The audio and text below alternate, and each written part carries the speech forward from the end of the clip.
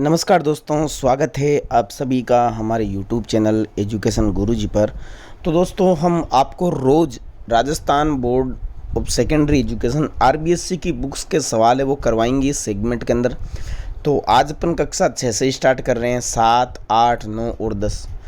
तो कक्षा 10 तक मैं आपको जितने भी चैप्टर हैं उनके चैप्टर वाइज सवाल है वो आपको करवाऊंगा। तो रोज़ आपको दो तीन वीडियो वो इस मामले में मिलती रहेगी। तो चलिए दोस्तों, आज अपन है वो शुरू करते हैं। ठीक है भाई, बिल्कुल।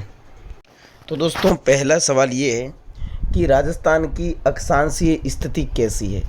तो मैं आपको बता दूं दोस्तों, राजस्थान की जो अक्षांशीय स्थिति है वो है 23 डिग्री 30 मिनट उत्तर से 30 डिग्री 12 मिनट उत्तरी अक्षांश।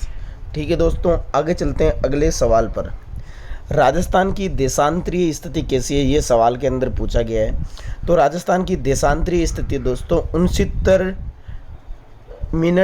69 डिग्री 30 मिनट से पूर्व 78 डिग्री 17 मिनट पूर्व देशांतर, ये इसकी देशांतरीय स्थिति है।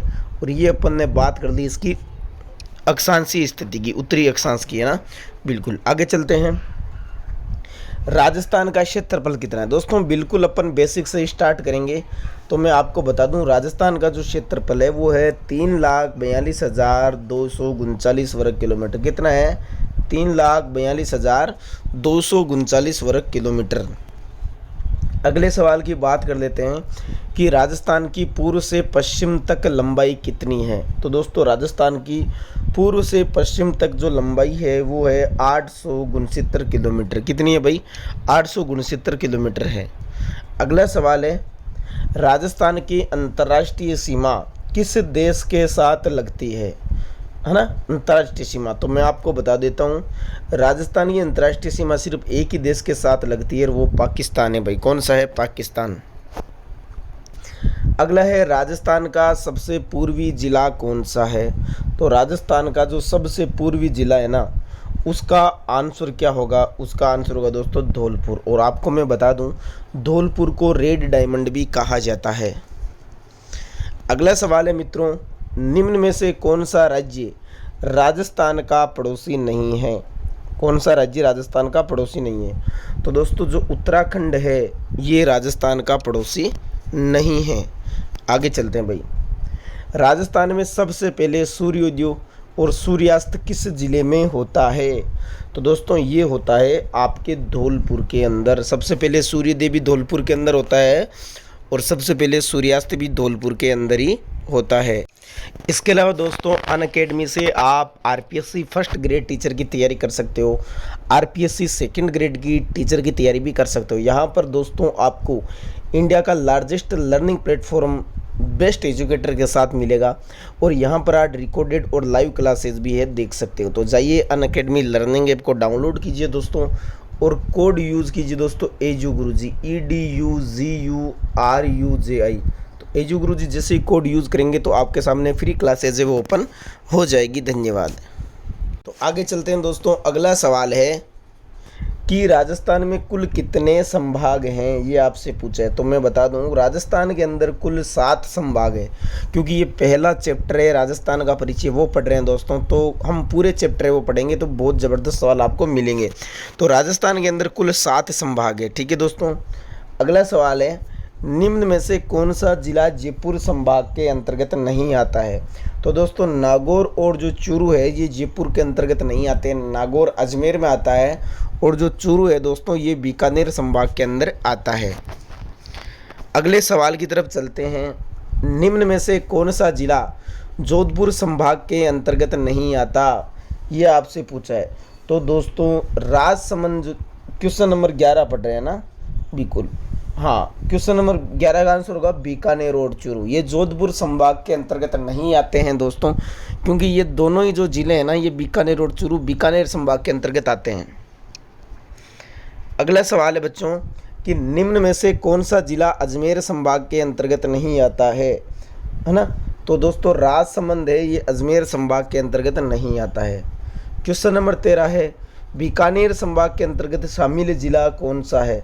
तो बीकानेर में दोस्तों चूरू भी आता है, गंगानगर भी आता है, हनुमानगढ़ में भी आता है। तो सारे के सारे ज़िले बीकानेर के अंदर है भाई। आगे चलते हैं। कोटा संभाग के अंतर्गत कितने ज़िले शामिल हैं? तो दोस्तों कोटा के अंदर 4 ज़िले शामिल हैं भाई। कितने ज़िले शामिल हैं दोस्तों? 4 ज़िले। निम्न में से कौन सा ज़िला उदयपुर संभाग के अंतर्गत नहीं आता है? तो दोस्तों भरतपुर और जो धौलपुर हैं ये उदयपुर संभाग के अंतर्गत नहीं आते हैं। अगला सवाल है भरतपुर संभाग के अंतर्गत कितने ज़िले शामिल हैं? तो दोस्तों 4 ज़िले शामिल हैं भाई। कितने हैं? 4। अगला है राजस्थान की कुल स्थलीय सीमा की लंबाई कितनी है? तो ये है दोस्तों 5,920 किलोमीटर। कितनी है भाई? 5,920 किलोमीटर। अगला सवाल है बच्चों कि राजस्थान के साथ सबसे लंबी सीमा बनाने वाला राज्य कौन सा है? तो राजस्थान के साथ मध्य प्रदेश दोस्तों सबसे लंबी सीमा बनाता है। राजस्थान की सबसे छोटी सीमा किस राज्य के साथ लगती है? तो पंजाब के साथ राजस्थान की सबसे छोटी सीमा है वो लगती है। अगला सवाल है भाई दोस्तों आप लोगों के सामने कि राजस्थान की कुल अंतर्राष्ट्रीय सीमा की लंबाई कितनी है? तो 1070 किलोमीटर राजस्थान की कुल अंतर्राष्ट्रीय सीमा की क्या है भाई? लंबाई है।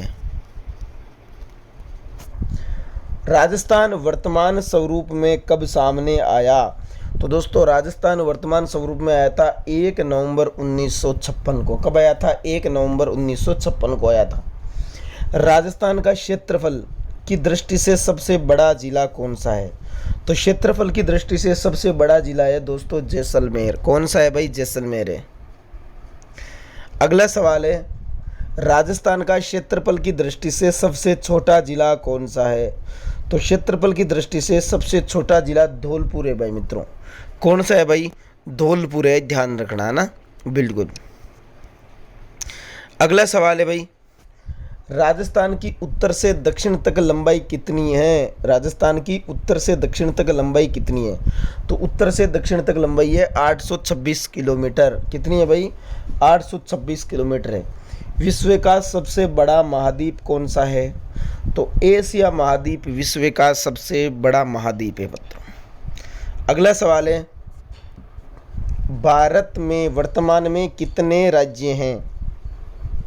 तो दोस्तों इसके डाटा हैं वो थोड़े से बदल गए हैं ना, बिल्कुल। और ये सवाल भी आप छोड़ दीजिए क्योंकि जम्मू कश्मीर वगैरह और कुछ केंद्र शासित प्रदेश है वो बनाए गए हैं। भारत का क्षेत्रफल की दृष्टि से सबसे बड़ा राज्य कौन सा है? तो वो सीधी सी बात है राजस्थान है। कौन सा है भाई? राजस्थान। और अगला सवाल है राजस्थान भारत के कुल क्षेत्रफल का कितना प्रतिशत है? बिल्कुल दोस्तों 10.41% है। कितना है? 10.41%। और आज का अंतिम सवाल है भारत और पाकिस्तान के मध्य रेड क्लिफ रेखा का निर्धारण कब किया गया? तो ये 1947 के अंदर किया गया था। धन्यवाद दोस्तों। क्लास कैसी लगी कमेंट बॉक्स में ज़रूर बताएं। और सवालों को ऐसे ही प्राप्त करने के लिए पीडीएफ में आप हमारे टेलीग्राम ग्रुप में भी ज़रूर जुड़े दोस्तों, जिसका लिंक नीचे डिस्क्रिप्शन में दे दिया गया है। ठीक है दोस्तों, thank you so much, bye bye, take care, धन्यवाद।